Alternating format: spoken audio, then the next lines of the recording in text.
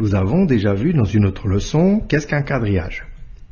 Quadrillage, ça ressemble à ça, c'est une simple grille. Mettons-y des cases rouges, et la question qui va se poser aujourd'hui, c'est comment faire pour reproduire exactement la même chose dans une autre grille. Alors pour copier cette figure ou ce motif, c'est très simple. Nous allons commencer par une case au hasard. Ici, je vais prendre la case tout en bas, à gauche. Ça va nous permettre de travailler plus facilement. On aurait pu prendre, bien sûr, une autre case.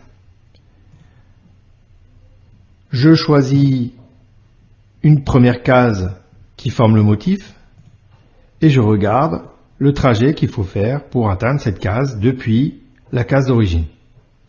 Là, je remarque qu'il nous faut aller 2 cases vers le haut, puis aller une case vers la droite. Je vais donc regarder de l'autre côté sur la deuxième grille et je vais faire exactement la même chose. Je commence en bas à gauche et là aussi je vais me déplacer de 2 cases vers le haut, puis d'une case vers la droite. Là, j'obtiens la case qui correspond dans la nouvelle grille. Je marque la case que nous avons déjà utilisée en vert et maintenant je vais choisir une autre case. Je prends par exemple celle-ci et je regarde le trajet qu'il faut faire pour me rendre de la case verte à cette nouvelle case.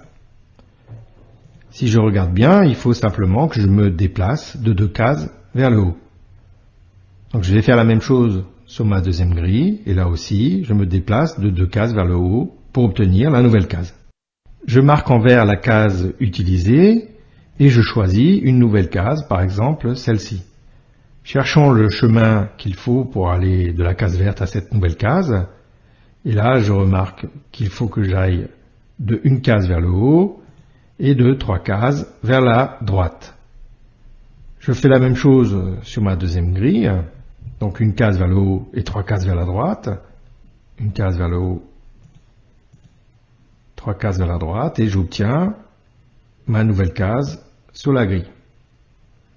Je marque en vert la case utilisée et maintenant je veux me rendre de cette dernière case verte à la case rouge ici. Alors je cherche un chemin et je remarque qu'il suffit d'aller de 4 cases vers le bas et d'1 case vers la droite. Je fais la même chose sur mon deuxième quadrillage. Je vais de 4 cases vers le bas et d'1 case vers la droite et j'obtiens la dernière case qui me manquait. Voilà, nous avons fini de reproduire notre motif ou notre figure.